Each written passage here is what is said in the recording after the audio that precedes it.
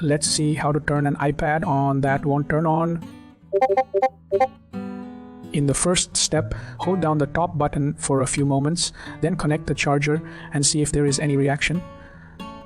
After that, swap out the charging cable and adapter for another one. In the next step, press both the top and volume up buttons together.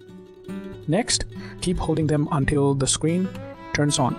Now, change brightness by pulling down the control panel. In the next step, tap the volume up button quickly. After that, tap the volume down button quickly. Later, hold the top button until the symbol appears. In the next step, use a certified charging cable to plug in.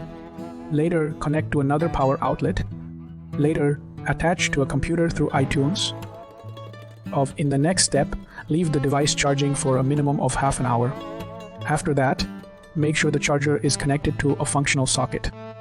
Next, look for any response, such as a battery icon. You are good to go.